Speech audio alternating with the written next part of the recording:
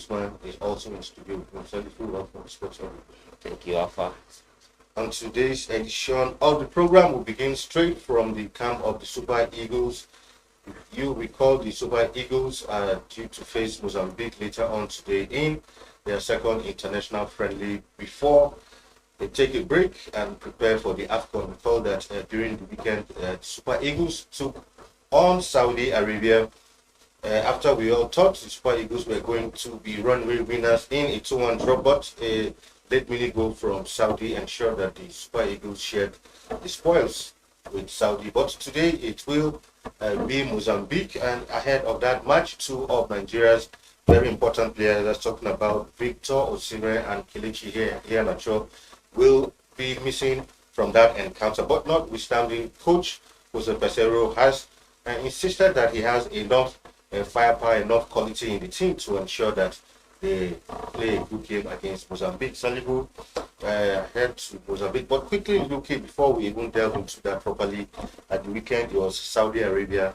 and yesterday while listening to some sport program on his certain TV station, some callers that program said that they are expecting a whitewash against Saudi Arabia. Someone was alluding to the fact that if you look at the ranking, until one of the analysts said, look, football has gone beyond ranking these days. And if you recall, these are the same Saudi who almost gave Argentina a scare at the World Cup. And not almost, they beat Argentina. no, beat. I mean that defeat to Argentina almost derailed their plan. So for me, if you're thinking Saudi Arabia, because of looking at their football pedigree at Saudi of some years back, where they go to competition and get whitewashed, the story is different now. Yeah, absolutely correct. The story is different now. You can't expect that. I don't even think, not even Nigeria, I don't think there's any team in the world at the moment, not even a team like Spain, or not even a team like England, or not even a team like Argentina, who are the world champion, or the France that have all-inclusive squad, can beat their share that I'm going to whitewash Saudi Arabia. That story, because who we thought that ticket could be in the past, not at the present football. No any nation you are even going to play now, you have your department, so I'm going to whitewash. But if the result how happen in your favor and you get to whitewash them, then so be it. But to just say I'm going for outright whitewash, I don't think that's just a childish thinking. But looking at that match on Friday, it is, to me, I feel a bit disappointed. I feel the Super Eagles performed beyond expectations. It's quite different. Super Eagles has all the opportunities to have run that game, confessing that the won that match convincingly. But unfortunately, it's still born down to what we are talking about. Either we, our Nigerian national team, don't take a friendly game serious, or there are genes not to win a friendly game.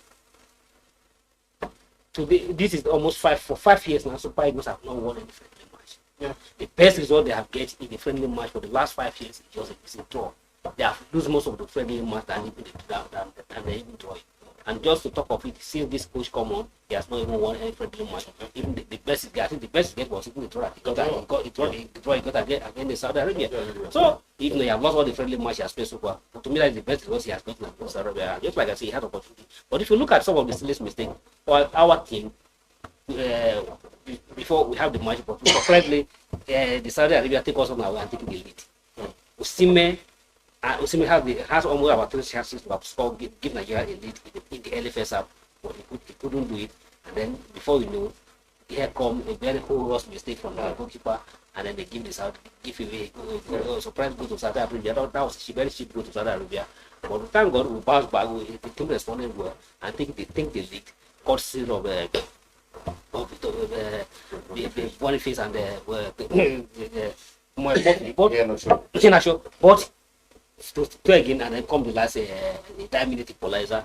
What just like you say, it's a fair result. It's a fair result. Nobody will think that Saudi Arabia should be just a team that can just run over them. But it's a fair result. But let's say I'm going to be on today's game. But today's game is going to be another different one. Let's hope that that's finally Super Eagles will be able to break their genes of not winning the friendly match for the first time. So the last 5 years, Super Eagles have find difficult to win the friendly match unless how they do not go the same way, and maybe they'll be able to finally break the 5 year genes today. Of course, for Super Eagles goalkeeper, he is trying to explain the criticisms that trailed his performance in the 2-2 draw against Saudi Arabia. Of course, like you rightly said, he considered a very cheap goal, and of course, the criticism, in my own opinion, people had said, look, this is the same result is because of your cheap howler against Ghana that Nigeria couldn't make it to Qatar. And here, once again, it was Okoye.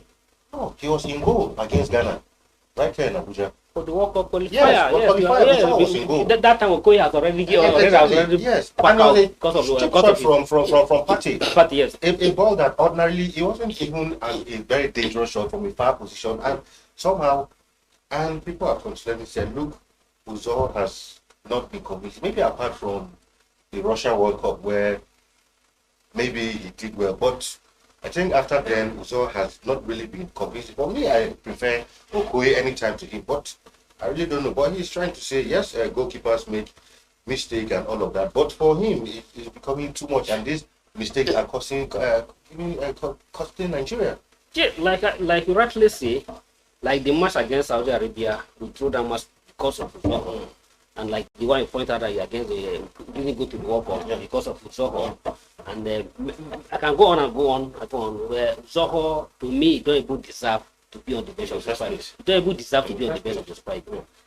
He has refused to grow. A player that was given all confidence, all trust, All backing. all backing by Genedro as the first choice goalkeeper. We were taken to the World Cup as the first goalkeeper. If Uzoho would have been the like of Okoye would have even come in at all. But this guy, very young, but he has refused, obviously refused to grow. You can see that he's still in Cyprus. And not he's in Cyprus, but he's not even playing. He's not even playing. That is the worst you can talk about the Super Eagles goalkeeping department. A goalkeeper who is playing straight in the Cyprus and is not even fit, is not even match enough to stand between the stakes for the Cyprus club. So that clearly shows that he doesn't even deserve any invitation. And I think Peseros to take by the horn. I strongly believe that a lot of people have said that they don't have the if we must not get a foreign-based goalkeeper. I strongly believe that if our technical crew, the goalkeeping department and the crew, look inward, I strongly believe definitely will get the best goalkeeper from the Nigerian local league. It's very, very possible. For instance, like the goalkeeper of the Red Monster, Coyote, that guy has kept about 55 matches in his career and have 27 clean sheets. That is a fair performance. I believe that despite the experience Uzo has gathered over the year, if you put that guy side by side, Uzo cannot match him. So I think NFF, if the coach has found it difficult, NFF will make it mandatory. To make it mandatory, all the technical crew to look inward. We have 20 clubs playing in the Nigeria Premier League, 44 clubs play in the national in NNL. Out of 24 clubs, most of all the 3 clubs at least have no less than 2 goalkeepers. That's an average of 40 clubs in the NPF. And if you go down to the NNL, the last about 40 clubs, each of them have average not less than up to 2 goalkeepers. We are talking about average of over 200, over 100, over 100 and above goalkeepers playing their 3 in the domestic league. Out of this one, over 100 goalkeepers playing their 3 in the goalkeeping league. If you look one and it's scored well, you will definitely be able to pick good 3 that can man the Super Eagles goalkeeping. They so far our hot for foreign-based goalkeeper have not solved the problem. And since Enyama left, we keep on lamenting of Enyama as if Enyama is the alpha and omega. Simply because we have refused. We could know everybody that have come in have refused to match Enyama, and that's why up till now, that's why Enyama left almost 6 years ago. We are still crying for Enyama up till today. We are still crying for Enyama till today. And even when the Enyama was a Super Eagles first world goalkeeper, Enyama was playing in the domestic league.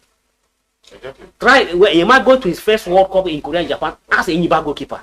And Enyama keep on playing, even when he went to the African Cup of Nations 2004, Enyama keep on playing in the local league, went to almost 2 times African Cup of Nations before he now finally get a move to France. So yeah, to France. Yeah. before finally get moved, first to Israel, from Israel, then before to France. So Enyema has been even when Enyema has been Nigeria first keeping in the domestic league, and we have what is wrong that we cannot go back to era. Even apart from Enyema, even this guy, Dela Yenuba, who was also the Enyema in the Super League, was also playing in the local league. Both of them from Enyimba. So why not? You can't tell me that after 100 goalkeeper keeping in Nigeria, if you put your trust and invest on it, you will definitely be able to find solid 3 goalkeeper. All we need is 3 goalkeeper. We can find 3 goalkeeper who will be able to stand in the domestic league. Because this so far have disappointed, and I don't think there's no any need. Enough time have given to him, and there's no need to keep on wasting time on him. All right, to some other stories now. Of course, transfer news where as former Super Eagles or Super Falcons captain Onome Ebi has been unveiled as a player with Nigeria Rattles of Abuja. President Rattle Sports Development Foundation Paul Ede announced that also came with a property gift to the player. Nice one for her, and of course, like she said, she will be earning in the region of 1.5 million naira, making her the highest paid female player in Nigeria. I don't even know how many players in the MPFL earn as much as one, but I mean, a good one for her. I mean, after her sojourn abroad, deciding to come and contribute her quota to the game before she finally retires. At 40, that is good one. But just like rightly say, 1.5 million is a huge money. Yeah. Play in the Nigerian Women League. And I just see it as a part of charity work. Because even the club who are playing Nigerian women, they are not making any money. And just like rightly said, there's no any player play in the top flight league. I mean the NPFL that end up to that amount. The highest they end probably 500,000. I don't even know how many. I tried some 1.2 million. So and for a female player to earn 1.5 million play in the domestic, the women league. That is huge, and we commended the Nigeria for this development, and also since they'll be able to pay 1.5 million for Onome, and a team doesn't make a forest, Onome alone doesn't make a team, so and Onome cannot be played along with other teammates. While Onome every month will be posting to bank 1.5 million, and his colleague will be collecting 100,000 or 50,000 naira per month. I think the Rattle Sport Management should be justly to do the job just there.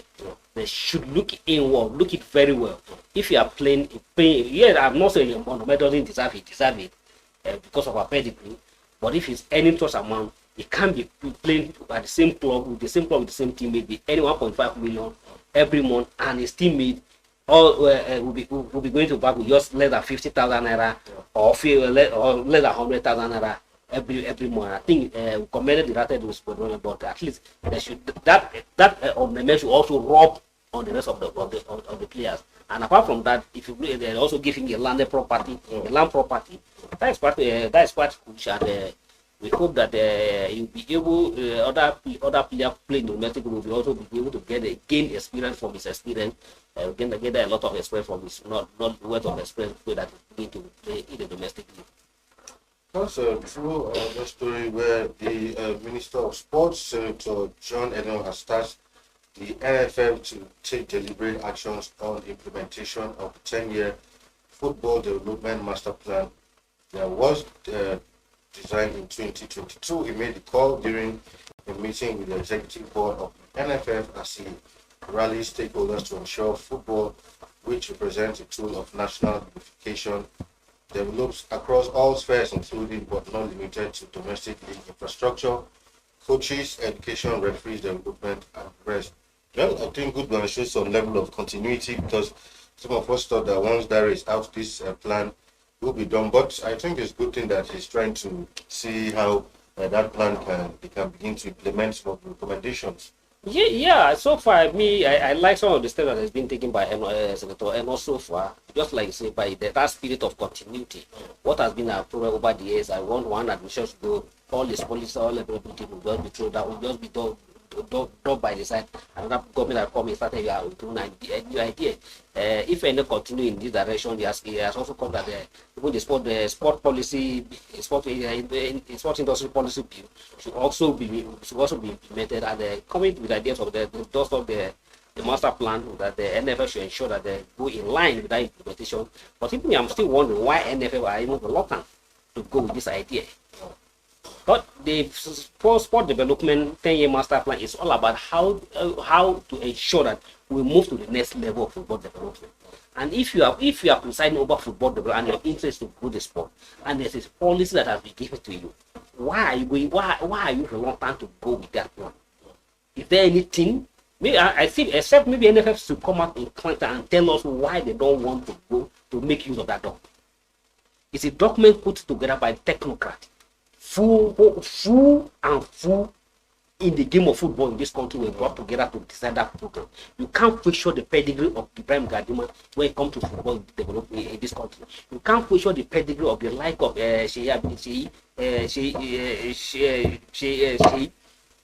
Akiwumi, who a member of the club, the like of Musamman. I can go on and go on. Several key players, them saw the Lucius and several of them all came together to put this plan together. That this is how we begin. If we go this way, within 10 years, we'll get there. We'll get here. So let's start it. I don't know why the Nigerian football, who are the custodian of football in this country, are trying to go contrary to that idea. Right, we'll go to some foreign news down where, because the British billionaire Jim Ratcliffe is close to acquiring a 25% stake in Man United after the Qatari Sheikh Jassim pulled out of that deal. The Glazers were asking for too much money from the Sheikh, and I think he couldn't go beyond that, so he had to pull out. But Ratcliffe has bought some 25% stake, which is around the region of about £1.5 billion so far. But when I saw that news that the Qatari Sheikh pulled out, I was surprised, because even I was thinking that the Manchester United is almost heading like the way of Manchester City that will be bought by the Qatari people. But unfortunately, I don't know why the man suddenly pulled out. The Glazers, I think what the Glazers were asking for was about 6.5 billion, but Sheikh had brought in the region of 5 point something. So if you feel that Manchester United is not worthy of such amount, or what that's not the thing. Sometimes, I mean, if you're like that, they would have told him a long time ago that this is what. But every time he ups his bid, this Ratcliffe go up, and he ups it, and he was like, at a point, I'm sure he's looking at it like these owners are not serious in this deal, and he got angry, and it's like frustrating him out. And if he up the bid and you move up again, you move up again. Now let's see how maybe they are trying to be the diplomatic about it, on trying to ensure that the British billionaire have the major stake in the Manchester United. Maybe they are trying to domesticate Manchester United, because sometimes if you look at Manchester United, it's a core British club, and maybe they don't want to be owned by an outsider. Maybe. Well, the Glazers are Americans, so that's the story for them. They went to Inter Miami and messaged Inter Miami will embark on a 2-game post-season tour of China.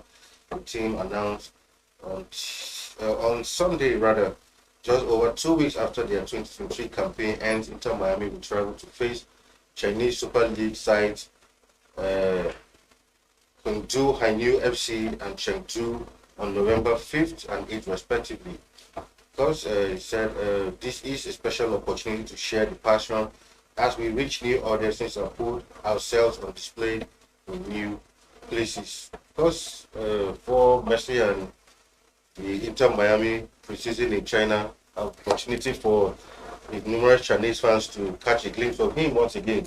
Yeah, they say it's about passion, it's all about money, it's about business, and if you have if they say if you make good of what you used to have, to get what you want to get, and you have the player like Messi, who is a global icon, you definitely want to make that opportunities, and only God knows if they travel to China, you can imagine how many fans will turn out to come and watch us. So they are trying to take the opportunity of the presence of Messi in the club, so that they can be able to spread their type and spread get more fun and get more fun and get more.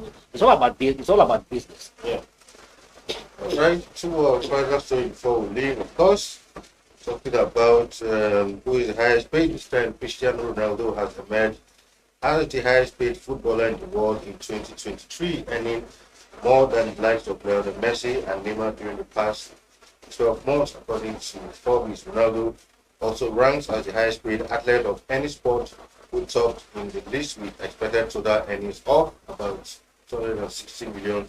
Of course, for Ronaldo, I mean, no surprise, this is bumper deal at Saudi, of course, will also be a key factor in ensuring that he stays as the highest earning footballer in 2023. Apart from even the other deals, earning from the sponsorship deal from other deals also is a huge money, and Ronaldo keep on maintaining the lead. I was surprised when I saw that he still leading. I was hoping that the Messi movement from PSG to Miami might have outsmarted Ronaldo to reach Ronaldo to second position, but unfortunately, still even the gap is still very wide at almost 200 million, and the 200 million Messi is still about 135 million. And if you are hearing this morning, how far? You imagine where it is money coming from. Just for somebody to kick round let that game around and see the kind of those guys can never get it. Those right though, they are bastard linguists they die. All right, we'll call it a day on today's edition of the program. Hopefully tomorrow we'll come back with more updates. Don't forget, Nigeria will be in action against Mozambique. Tomorrow we'll come and give you a complete review of that game and other sporting events as they happen across the globe. Thank you for being in the studio. Thank you, Alpha. Until we come your way tomorrow again, you have a wonderful time. My name is Iheanacho, and it's bye for now. Thank you for watching. For sponsorship and advert placements, please contact 080 0.5% of that money they give you. Last Word Leadership Podcast Studio. You have the last word.